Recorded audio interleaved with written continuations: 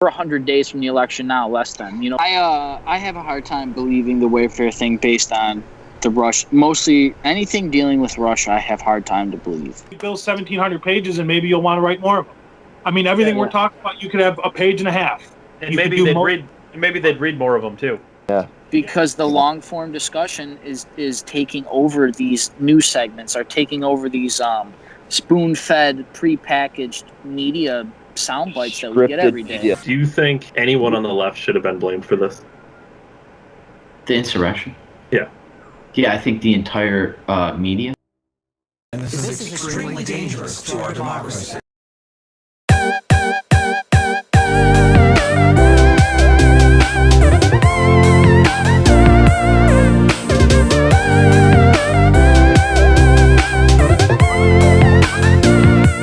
Hey everyone, Dave here, December 1773. With me as always is Ryan, and not with us as always is our special guest today. It's Christian Ansel. This is episode 70 of the weekly show, all the week's hottest topics with a twist. Be sure to subscribe to the channel, YouTube, Facebook, and Rumble. Like the video and comment along, of course. Christian, how are you doing today? I'm doing great, David. We've been trying a while to link up here, and even though I'm in Oklahoma, doing my work here, doing hopefully God's work, it's great to be back with you, talking with you, and from Clarence, right? You guys are back in Western New York. Yeah, I went to Clarence High School. Ryan Right. what were you guys? Wildcats, some type of something. Kenmore West? Was that Kenmore West? Little bit of Depew. Depew. Okay. Very cool. Like I said, it's great to be on, man, and I'm just so happy of what you're doing to contribute to the movement. Again, knowing you from our time in Clarence, so keep it up, and I'm just happy to be on here. Yeah, it's great to have you on. Just to give everyone a little background about yourself, about why you're here or how you even got on the show. I know people probably wonder frequently how we even got a show. Give someone a little bit of background about yourself. Let her know, how you got to this point. I would say my brief background is I was born and adopted from Bogota, Colombia. So it's a pro-life, anti-abortion story. Come to the United States through adoption, the legal immigration process.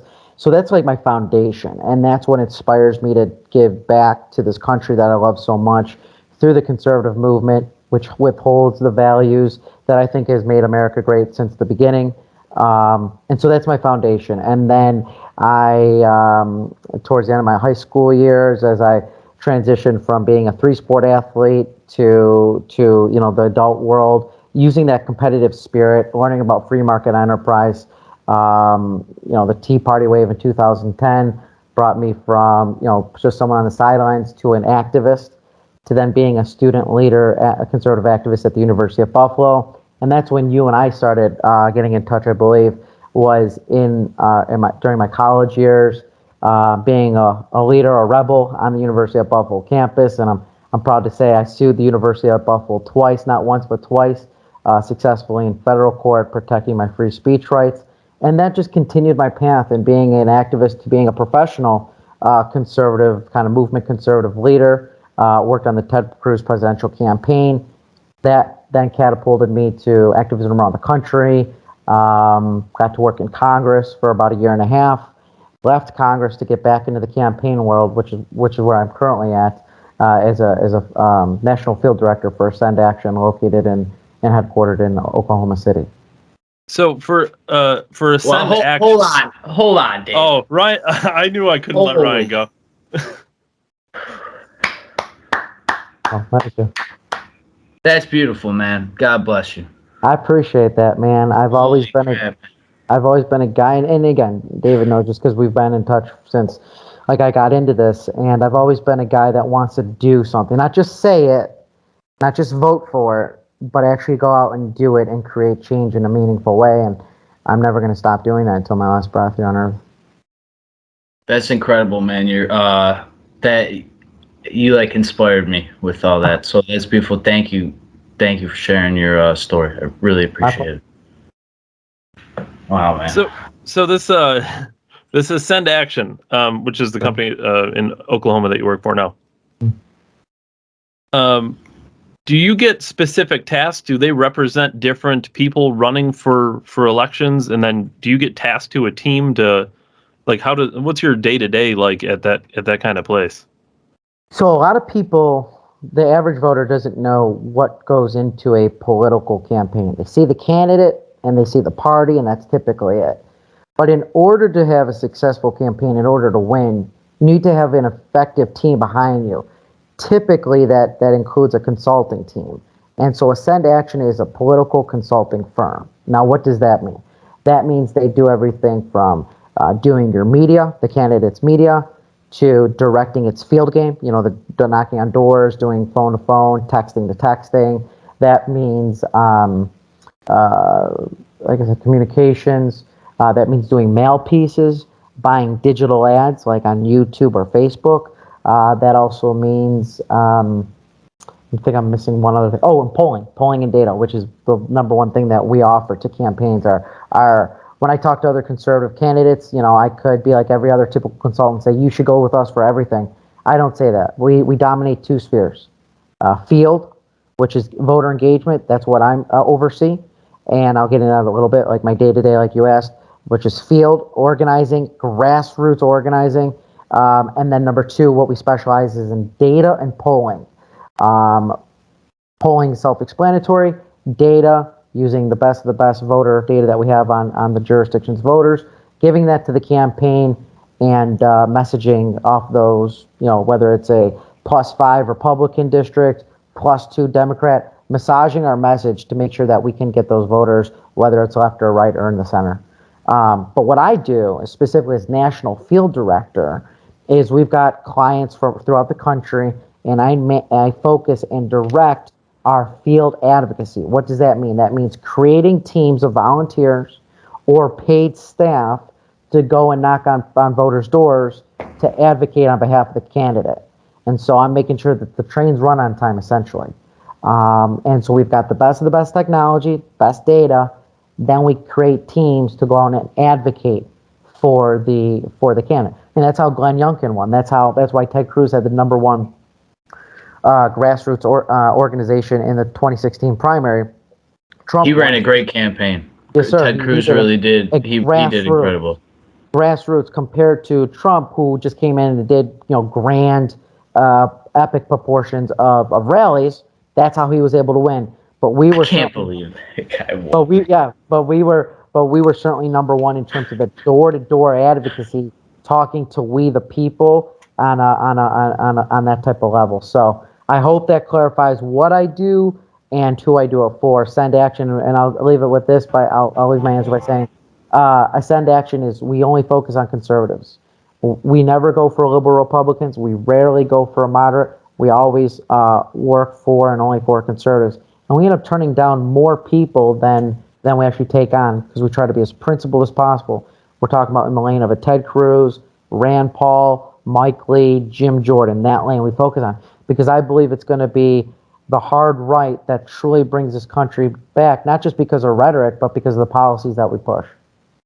Well, what else is the solution when one end has been so extreme that it literally has taken basically the teeter-totter and launched the other kid off the other side? Like you threw a mountain on the other side. Right. So yeah, that's kind of, I was going to ask you why you are so, obviously other than your values, that you're so laser focused on this very niche, basically. Voting is niche in itself. I'm sure your data and all that can prove that in a lot of ways, but the one issue voter, right? Everybody's got that one thing. But to stick to this very principled thing is pretty crazy, but it makes a lot of sense. And I also agree that you're going to need that extremism. So that's awesome that you guys are kind of thinking that far ahead, that you know where it's got to go to fix it. Yeah, and it's sad that in today's politics, the fact that we believe that every human life from womb to tomb is so-called radical, to believe that you should be the creator and withholder of your money that you work so hard to do, that's radical. Saying that everyone should pay a little bit of taxes with a flat tax, that's radical. So to your point, we've seen the fulcrum change so far left that these mainstream conservative positions that Ronald Reagan ran on and won so successfully just 30 years ago coming up to be 40 years ago, is seen as extreme. So we're going to continue to talk about free market solutions, traditional family values, and a race neutral society. That is radical, but we'll be the radicals for sure. We'll champion that. I think we specifically kind of hit on this. Ryan, correct me if I'm wrong, but I believe it was last week where we talked about the mayoral race in Buffalo, where a outspoken socialist backed by AOC was beaten by a write-in candidate who really ran the city for the last 15 years or however long. And, Republicans and everything were getting in line to write in for him because they didn't want the socialists. But, that's how the fulcrum swings. Like, well, hold on, we don't want socialism, so let's write in the Democrat who's not really done, the best job for the city. But they didn't have any other option. And that's how things continuously go further and further left, because the option is between somebody very far left or kind of left. Mm-hmm. I completely agree. And about that race, real quickly, if you saw not only the primary results, but then the general election results in terms of the demographics of who came out for whom, it was the far left white progressive that was in the tank for this extreme leftist socialist, whereas you saw actual people of color be much more moderate, center left in the center. So it just continues to show, and we're seeing it in South Texas, we're seeing it in Southern Florida, communities of color, so to speak, are continuing to be in a center lane. They're not far left.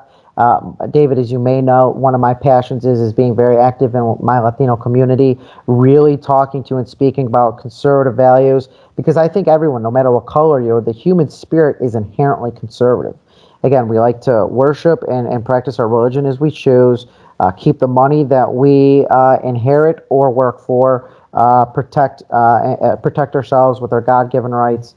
Those are those are basic common sense principles. And so when you take that to non-traditional GOP, non-traditional conservative communities, we end up being very successful. We just have to show up. And so I say that all to say is, I say all of that to say that there's so much room to grow. There's so much potential. We just got to show up. And again, the results of the Buffalo socialist election just goes to show you that the hard left is preoccupied or is occupied by this zealot, extreme white progressive woke demographic, and they think they speak for people of color. They think they speak for Latinos or blacks or Asians, and they couldn't be more wrong. You had made a point about how these far left extremists they come on and they feel like they're woke and they're speaking for these other groups, and that's another thing we've talked about. And I'm sure you see this with you guys do polling in house. I'm sure you've seen this though, but when you poll, a black person individually or a Hispanic individually, on individual topics, you would think in a lot of cases that they are very, very conservative by nature.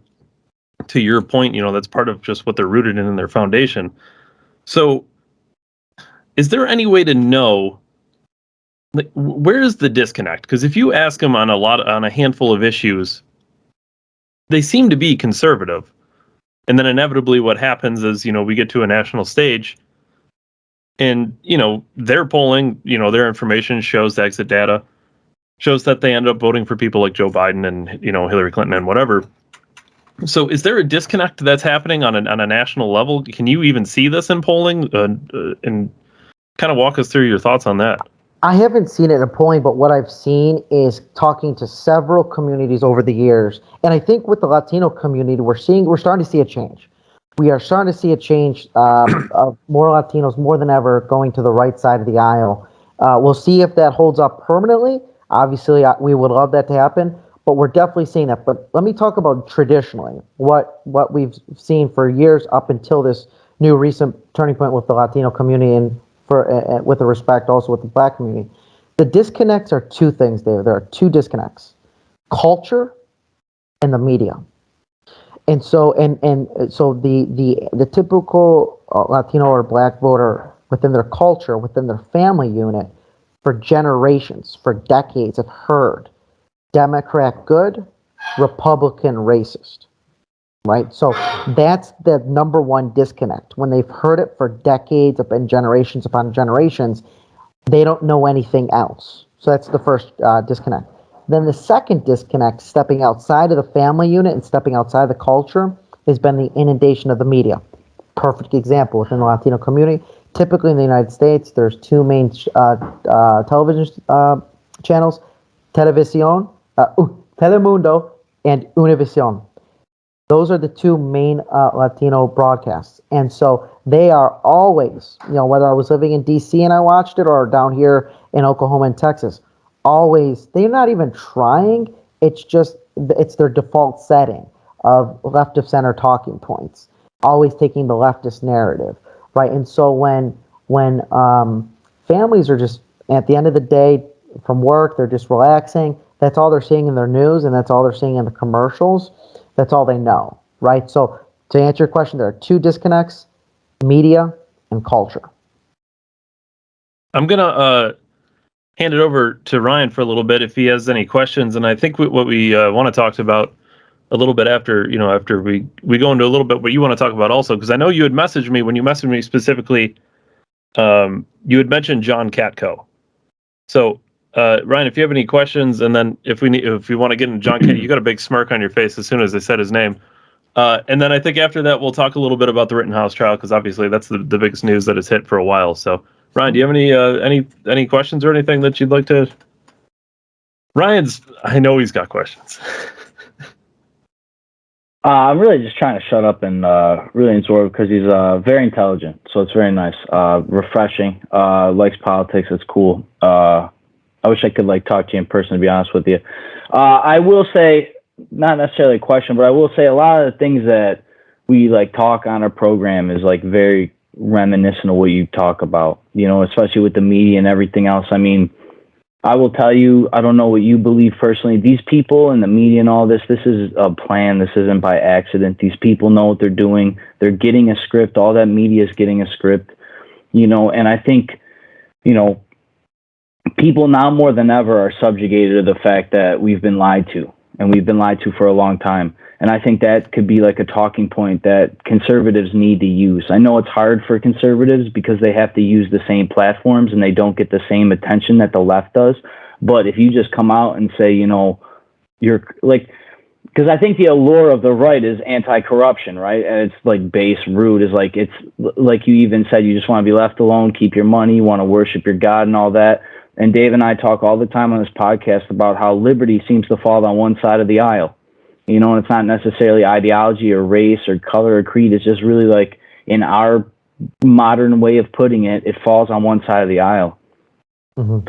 So I know it's dangerous to speak out against the media and stuff. I mean, we're not very big here, but we faced backlash and seen how they censor very, very little pages. And obviously they censor the most powerful man in the world at one time, being Donald Trump. So, all the tactics and stuff. But just go full circle, to have them target the communities that you represent. I don't necessarily subscribe to community. I guess that's a benefit of being Caucasian, is we're just I don't know, we are what we are. But for you guys to be so intense and so prideful in that is beautiful in itself, right? And then they're able to use that culture, like you say, and then they whisk it up and mix it up. They know how to split people. They know how to divide us.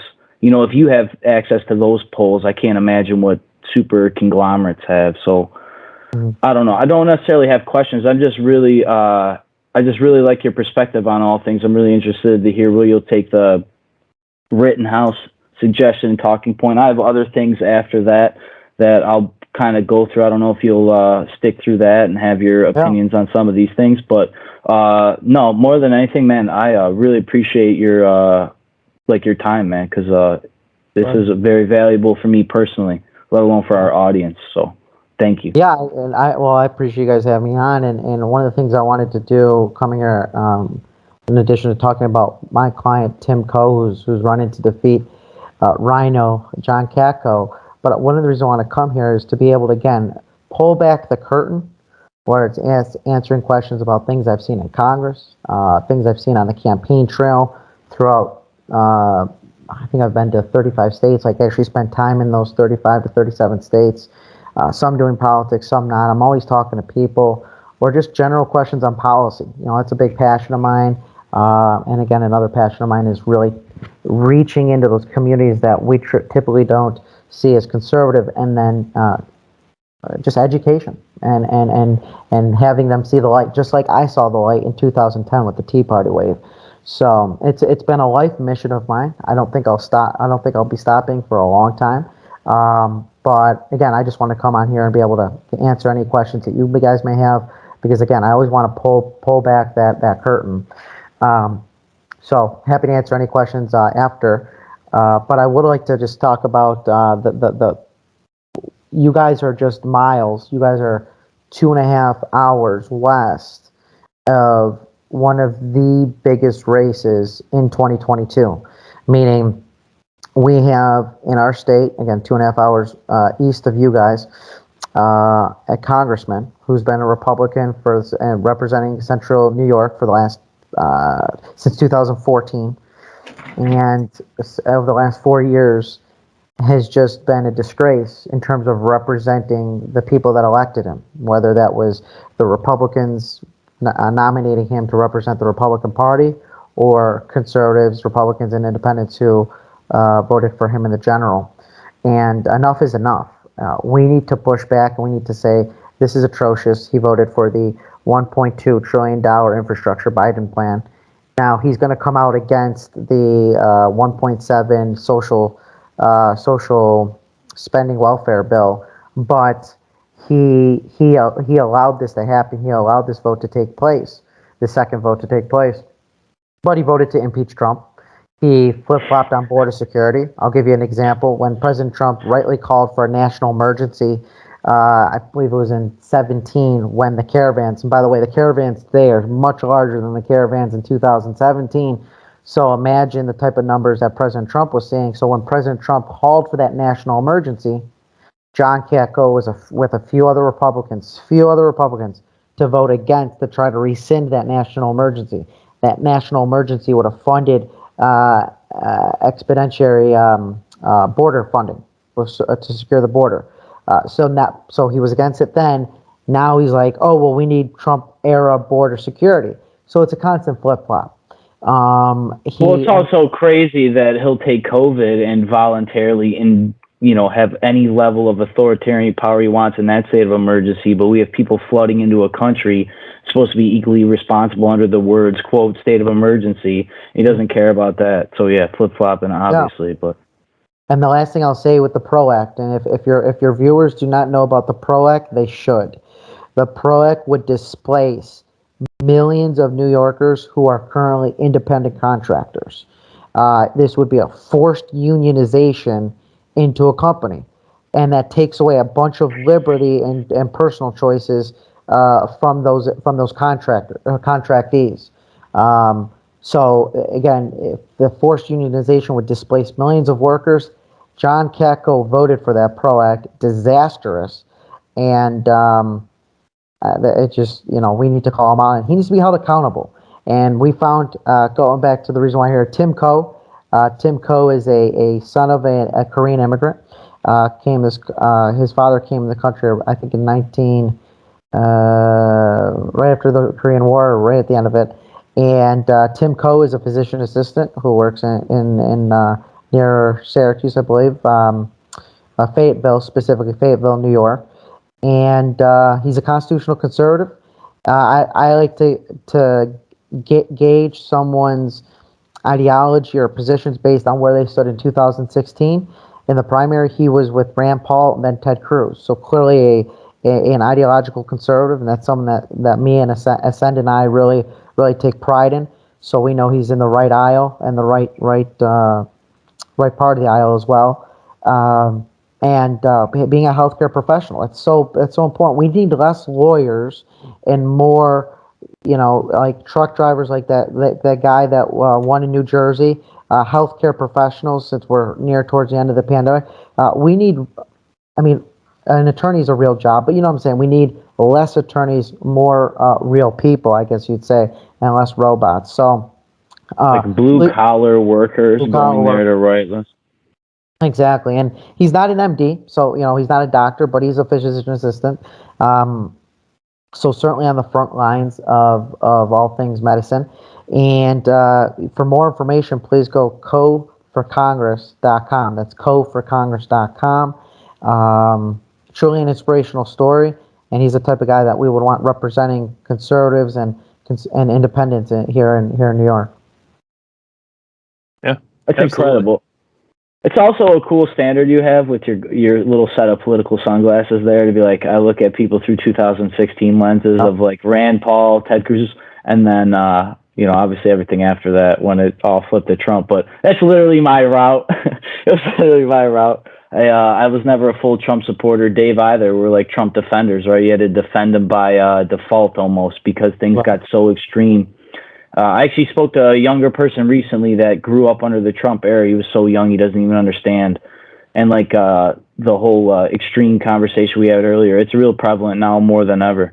So it's pretty remarkable. But I'm glad to hear that there's a guy, obviously fighting the good fight, we'll say, in the middle of the state and pushing back. Yeah, I mean, our opponent, Representative Katko, has $1 million in the bank, and he is a chairman on a committee. So we're fighting an uphill battle, but he is so weak. He voted for the Equality Act, which would have mandated biological boys to compete on biological girls' high school teams, forced religiously owned homeless shelters to integrate both sexes, and it would have solidified in law a protected class that says sexual orientation and gender identity. We can quibble about sexual orientation. How can you even debate that gender identity now needs to be in the Constitution, protected under the Civil Rights Bill? And gender identity, its own activists say, gender identity is based on subjective feelings. You can't do that. That's not how you make good policy, and that's terrible civil rights law. So John Katko voted for that. So he's got a litany of bad votes that are so out of the mainstream of Central New Yorkers. And I'm proud to say that we found Tim Coe that's willing to stand up and fight back. And I think we've got a good chance. Absolutely. I'm hoping for the best there, and I'm hoping for the best going forward for the people you represent, because it sounds like I like the idea that you don't just say yes to anyone who's going to give you $1.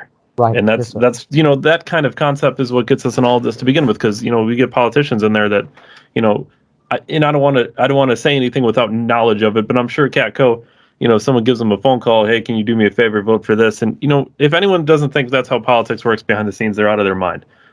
So it's great to have people in there, hopefully Tim Coe, and Rand Paul and Ted Cruz and all these other great people that we hear about, your classics, your Trey Gowdys and Jim Jordans and all these great people, Mike Lees and and it's sad that it's such a small list. I can't even forget them. There's 500 something people, and there's just a handful of people that I can remember all of them who matter. I'll give you another one. Chip Roy, the man that I worked for in Congress. Look him up. He's a firebrand, one of the most conservative in Congress. He was Ted Cruz's former chief of staff, and he decided to run for Congress himself. And he doesn't just take on Democrats and liberals and progressives and leftists. He takes on liberal Republicans in his own party. So that's something that we should definitely admire, and we need more of those people sitting and representing us. Yeah, definitely. And I think I have a question. I have a question.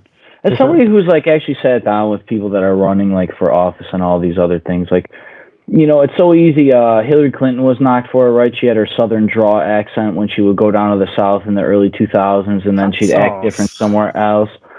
So like anybody can sell you a line of crap, right? So it's like how, and you can obviously look at their voting record and there's all these other things, but they can still get away for decades. Look at Joe Biden, the guy that wasn't even an acknowledged person. He was just like picked as like a placeholder, which is even more of a placeholder now that the recent thing happened. But how can you tell other than sit in the room with these people? Like, what do we have to ask these people to get them to like really reveal some of their, I don't want to say deep ideologies, but that's like really what we're pressing. A guy like Ted Cruz there's a reason, Dave, that list is so small, because these guys are like, they're the Tom Brady of Congress, man. You know what I mean? Like these people that have trained and studied and researched history and these like deep passions, and they know like what they believe, and they don't believe it just because they're told to. They believe it. Like I believe Ted Cruz believes what he believes. You know, Rand Paul, I know he believes that. I know his father believed. You know, I've seen Rand Paul question plenty of people and fight for civil liberties that everybody else signed away night after night for decades. Like, so how can we like gauge these people like other than like follow them? Like what? Well, how can voters like I guess catch corruption before? I know it's like the unicorn question. I'm sorry. No, you're good. I'll say two things. Number one, it's an unpopular answer what I'm going to give you, but it's number one, it's the fault of the American people who voted these people in. I'm just going to be honest with you. So how does AOC happen? How does Rashida Tlaib happen? How does the rest of the squad happen? It happens by throwing out absurd promises, and then number two, for their constituents to fall for it. Their constituents have to fall for those lies, for that easy propaganda. So that's number one. It's their constituents' fault that they got duped. Now the solution. It's going to take a long time, but it starts in your own individual community and in your neighborhood. Think of it as like a precinct. So a precinct means like a neighborhood. It's an actual number statewide that is a certain boundary. It allows to organize voters this way. But it's going to start at the community level, at the local level, your local Tea Party, your local Republican chapters, your local parents club, parent organizations. That's how it's going to make a difference. How did Loudoun County go? Youngkin still lost Loudoun County in Northern Virginia, but he gained considerable amount compared to the last election for Virginia governor. How? It's because the citizenry got organized. And that's how you do it. You have to organize. I did it at the University at Buffalo. I created what was called the University at Buffalo Conservative Club, the conservative answer to the College Republican chapter, and I created a supply for the demand that was conservative leadership. So it's just going to take the citizenry in their own locality to assemble and to create their own organization, educate each other, and then go out to the people standing on the sidelines and educate. And we know not a lot of the American people vote, so all you need to do is get a little bit more sliver, and we can take back this country. But it's going to take commitment, and it's going to take an organization. Dave, what do I say every week on this show that would fix this country if people talked more about history, politics, religion? Mm-hmm. Mm-hmm. People always say there's two things you don't talk about in public, and that's politics and religion. Ryan says the opposite. It's history, politics, and religion. You got to talk about it. And I'll just note again, not just talk about it. Talking about it is the first step, but then organizing for action.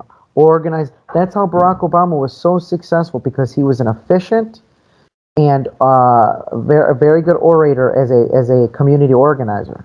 That's how we take this country back, is using that same blueprint, but with our values. So talk about it and then organize for significant action, and it can be done. Yeah, absolutely. I feel like one of the things we wanted to talk about obviously this week, and just there was so much to say about it. But how do you feel? I'll just ask point blank. How do you feel about the Rittenhouse now that we finally got an answer in the court of law? General thoughts, I suppose. Yeah. It just reflected what we all knew. We all saw how the prosecutor's own witness said he witnessed someone pointing a gun at Rittenhouse before Rittenhouse ever shot that person. It was clear self-defense. It was bright as day. So I'll keep it short and sweet. It was a verdict that we all knew was coming, but not because the system's broken like we're seeing the left chant about, but because it was deserved. It was just self-defense. Yeah, I mean, absolutely. I mean, and I don't know. I suppose the other question is, I suppose this is the legal standard in this country doing the thing it's supposed to do. wasn't super confident, to be honest. We even said in the beginning, we said way back before all the facts and everything came out, we said, likely he's not going to get put in jail for any murder charges. But I didn't think specifically he was going to get off totally scot-free. I thought they'd get him on some kind of nonsense just to make a point, just to make a statement. And when it came back, he was clear of all charges. I mean, it was just, I don't know if it was prosecution doing a bad job, defense doing a good job, or a combination of that, or was it just as simple as the truth came out? And I think it was a reasonable jury, obviously, that made that decision. And as the prosecution even said, any reasonable jury would find this to be the case. So I think it was great news, certainly for him. You could see, man, he collapsed with emotion. I'm sure LeBron James thought he was faking, but it was great to see. I can just imagine being 18 years old and going through all that. Not only the trial, but being 17 and going through what he went through. Dave, I saw a meme. You would love this. It had on one side LeBron James's picture, and on the right-hand side, it had Kyle Rittenhouse's picture. He said the difference between LeBron James and Kyle Rittenhouse is that Kyle Rittenhouse actually hits his shots under pressure. That is I perfect. just thought that was hilarious. I thought that deadly was precision too on top of it. That's great. But what I did, I'm not sure what you guys did after hearing the verdict. I turned on the Looney Tunes MSNBC. I always like to know what my opponents are saying, and they were going off not just about the race aspect of it, unfortunately, but now they're going off and they're taking this as a catapult to attack gun rights.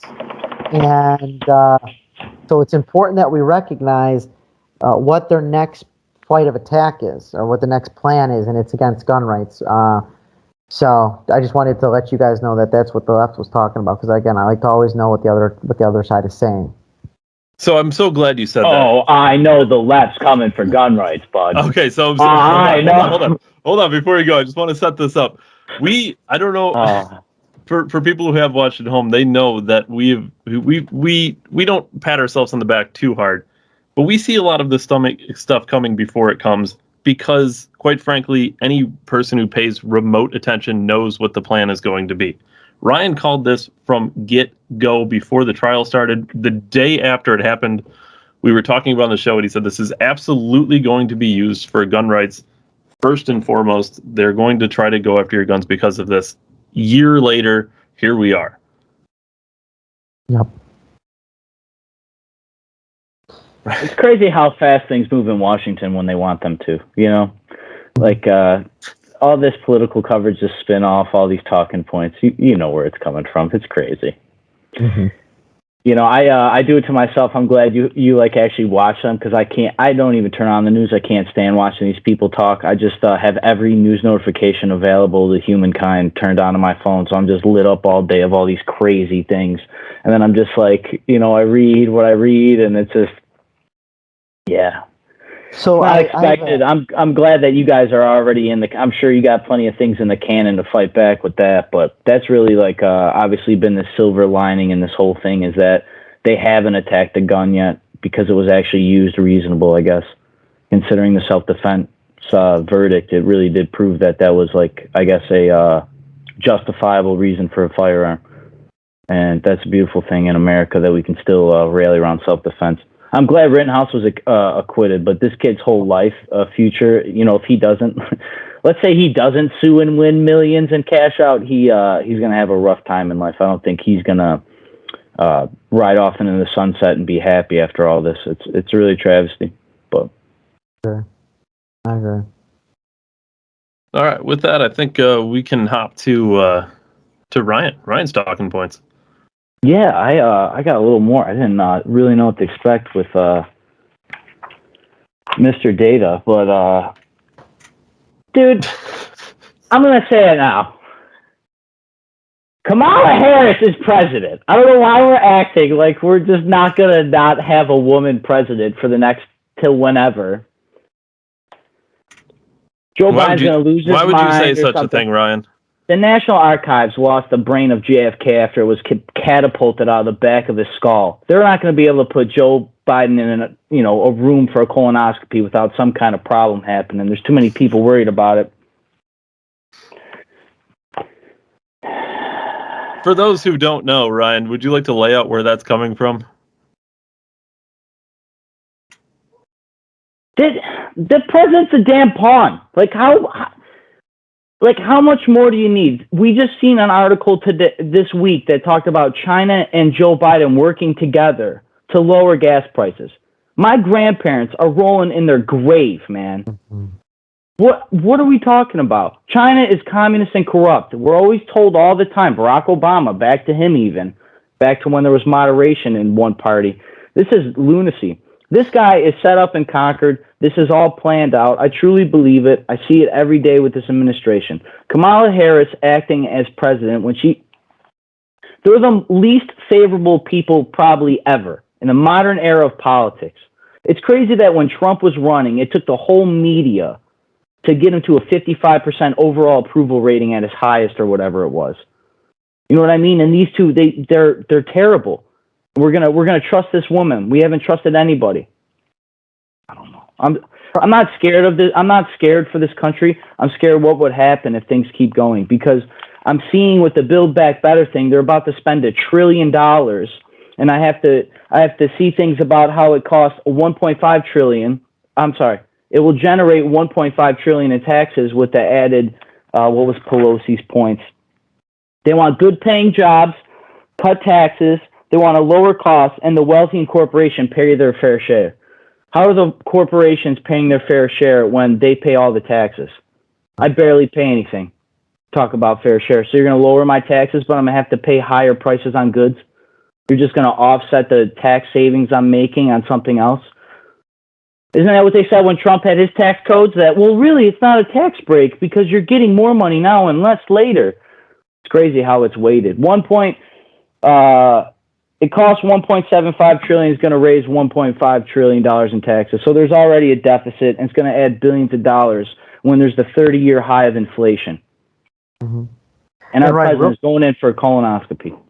Real quickly, Ryan, on the who runs this administration. In my time in Congress, I was able to see, because I had some interviews with the Trump administration, I saw firsthand how it's really the bureaucrats. It's that fourth branch of government, the bureaucrats really, and I would argue the bureaucrats that run it more so than Kamala Harris. Let me give you an example.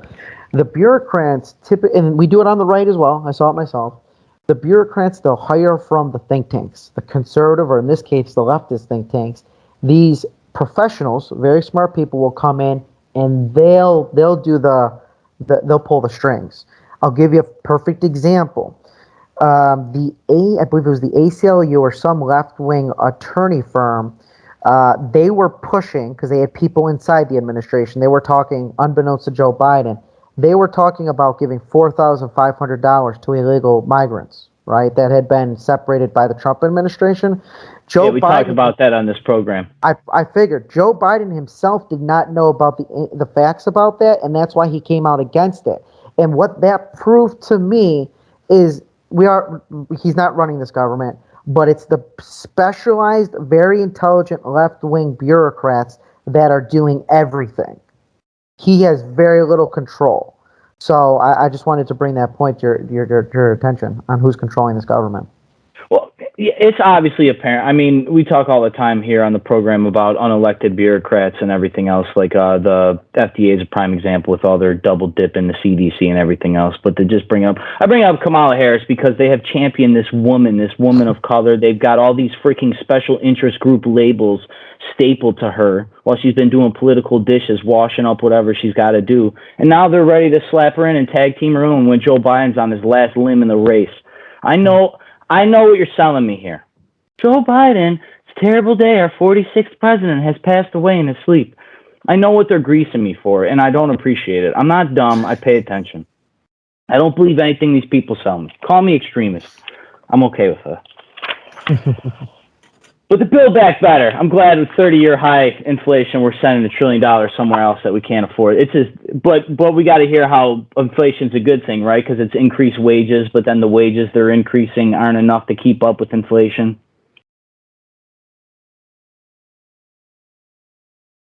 Dave, do you remember a few weeks ago when you brought up the Russians twisting our International Space Station that most of us paid for in America? Yeah, they spun it around a couple times. Just don't worry about it. Accidentally, of course. Yeah, well, this week they shot a satellite out of the sky, and it was flying to Earth, and the entire Earth was just like, we're going to wait. How's that not global terrorism? The Russians did global terrorism to the entire globe. I got to hold my kid's hand while I'm looking up to the sky for floating asteroid debris. We're going to fight space wars with China. We can't march over there. They're blasting shit into space and blowing up satellites. We got people up there.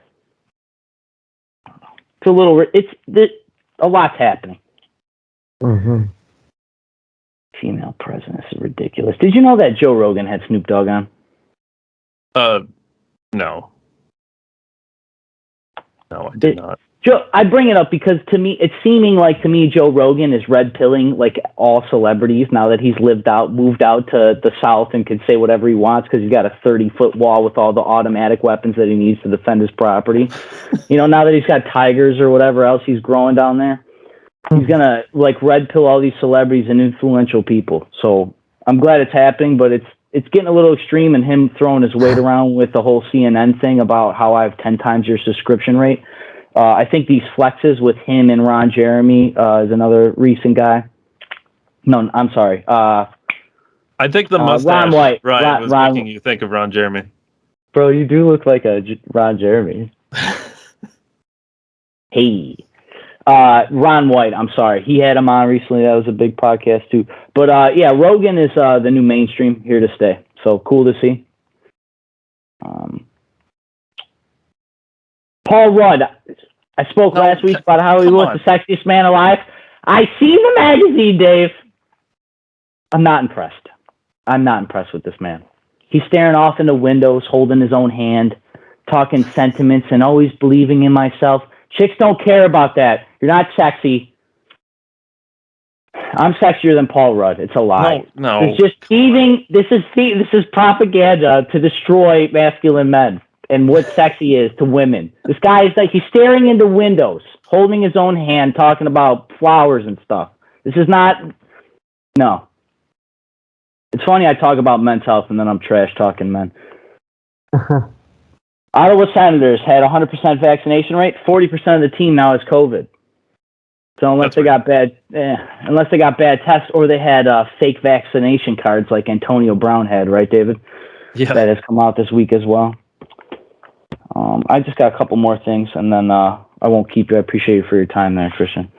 Alex Jones was found guilty in Connecticut for defamation of all the Sandy Hook victims because I listened to Alex Jones at that time, and he was pretty hard into Sandy Hook conspiracy. And some of his viewers called him and was it got pretty crazy. So they've been trying to sue him for many, many years, always talked about free speech and everything else. Obviously, during 2016, he got super high profile and was banned a few years after that. But, yeah, I kind of think it's funny that Alex Jones was on Tim Pool this week as well, one of those podcasts. And Rogan showed up for that, and that was I'm not even going to bother listening to it because I guess it was a clusterfuck. But once again, Joe Rogan is the mainstream. Seeing him with Alex Jones reminds me of a more calm version of what Alex was talking about, because a lot of the things do align, these red pill philosophies. 2 men were exonerated in the killing of Malcolm X. I don't know what any of that means. I don't know about any of these people. I barely know who Malcolm X is. I am not a vestige. I'm just documenting this because I'm sure it's going to be a thing. Dave, you sent me a thing about a smallpox lab accidentally being found. Smallpox was accidentally found. Yeah, that's in my current state of Pennsylvania. Yeah, they apparently they deal with the vaccines or whatever. They're normally it's their type of research to get these viruses, which isn't weird. It's just weird that they use the word accidentally in a news headline when we're talking about the jabs and all these other mandates and all these other extreme philosophies that we've seen over the last 18 months to 2 years. Female president. I can't wait for female president on a little ruler that they give my kid. It's going to be great. All right. I got 2 things for Decembertainment. Have you guys looked up hidden cameras lately? Like, do you know how small hidden cameras get? Why were you Google searching hidden cameras? Actually, don't answer that. Go. Continue. Yeah, this guy's affiliated with people. I'm not trying to ban him from foreign countries. You're on a no-fly list, so I can't buy a gun now either, can't I? I got no rights either. It's weird how all those things align. You just arbitrarily backdoor me into a Rand Paul campaign somewhere. I was just looking at them. I was just looking up like house cameras and stuff. I was like, I wonder about like secret cameras. I was looking up. They have them on everything. Everything. Smoke detectors. They got fake urinal cameras. All of it. It's creepy. Big Brother's watching, and it leads me perfectly into my next December entertainment. I am watching The Matrix this weekend, okay? I'm renting it tomorrow, and I'm watching it. I saw a YouTube video, and the guy was kind of dipping in The Matrix. I got a little paranoid from a YouTube video this weekend. Doesn't happen often, but it happened. I truly believe we're in The Matrix with Mark Zuckerberg and his metaverse and his cryptocurrencies being used as exchange tokens in that. Where I'm so scared of robots and artificial intelligence and everything else. I got paranoid. So I got to watch The Matrix and cool myself off. But that's where like the hidden camera, all that stuff kind of all tucked up. All right, my true Decembertainment this week. It's kind of political, kind of not political, super entertaining, super funny, super crazy. It's all over the place. I don't normally care about celebrities. I like hip-hop, so that's pretty much the length of my celebrity enjoyment, and I've been very selective of that even lately. With that said, Kanye West was on a show called Drink Champs, which is Nori is the guy's name. He's like an old rapper, producer, DJ, whatever. He's real big in the hip-hop community and the early roots of it, so he's super important to the culture of hip-hop. And Kanye West was on. Holy crap, man. It's long, it's dense, it's all over the place. It's enlightening, it's inspiring, and made me cry in a part when we talked about his family and stuff and like the things he said. He like named like 90 people and was putting a bunch of people on blast. Not that I normally care about all this drama, but he also called about the industries and slavery to the music business and how the Democrats and ever since nobody cared. As soon as I put on a MAGA hat, everybody called me crazy. You're talking crazy. And he literally was referencing, he talked about Kamala Harris hasn't been seen since the election. What has she done for us? She hasn't done nothing. And he said that we should never vote Democrats again. Now, this is not a community I'm a part of or any of that affiliation or crap, but I originally was intrigued to watch it because I listened to Joe Budden's podcast, who's also another hip-hop person, and I just like he's funny to me. I watch him like a comedian, and he talked about how crazy this interview was. It is, maybe they have highlight cutouts out there, so you don't gotta listen to a 3.5-hour interview, or if you could chop it up or look for the best of, but there's a lot of good nuggets in there. You know, he talks a lot big about God and like his vision for the future. He wants to buy America. Now, some people hear that like he's a Carnegie or something, you know, a Rockefeller. But like, you know, just like the passion he spoke and all this, like how inspiring it was. I'm not saying I believe him or once again, I don't care about celebrities, but this guy has a vision, a plan. And it's like, that was like the old world thinking, right? Like to see a guy operate at this level in such a relaxed fashion. He's drinking, you know, they were smoking, whatever. And it's just crazy, very entertaining, enlightening. There's a lot of good gems in there. And I don't know, it's kind of cool to unwind and still have like this, I guess like a little bit of politics, but a lot of like that celebrity gossip and all that distraction considering everything that has happened this week. And yeah, that's all I got. Perfect. I think with that, we're just about done here. I know Ryan's been fired up about Paul Rudd being the sexiest man alive for whatever reason. It really bothers him. James Bond wins the sexiest man alive, David, or Clint Eastwood. I mean, come on, dude. I'm just proud to say that we've just done a successful show with 2 runners up, myself not included. One last time, if you want to find us, obviously YouTube, Facebook, Rumble, make sure you subscribe to our channel, December 1773. I know you talked a lot about Tea Party, obviously December 1773. Big hints towards the Tea Party. One last time, where can they find? Maybe not you if you're not on social media, or if I don't know if you have people following you on social media, or if you want to just plug Timco another time here. Just where can they find? Can they donate? How do they support your movement? Our movement. Yes, our movement for sure. So for the John Katko primary for Tim Coe, that's coforcongress.com. That's coforcongress.com. And you can find me on Facebook, Instagram, and Twitter. All are the same, Christian Ansel. Perfect. Coforcongress.com. I'll make sure I put a link in the descriptions. Everyone just click the link.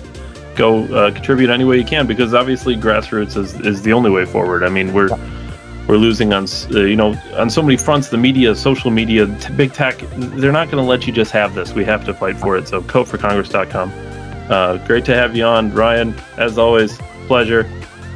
Thank you guys for your time. Thank you as well, Christian. I really appreciate coming on. Your insight, your wisdom is pretty powerful stuff, man. I hope to have you on again soon, maybe, or good news on the other end of the vote. Yeah, it would be awesome when we. The big thing is the primary. The election dates are not, as of now, the election dates are not yet set for the upcoming primary in the spring. But that's the big one to defeat Katko in the primary. So hopefully, if we're victorious, I'll be on again. Great. Perfect. Thank you.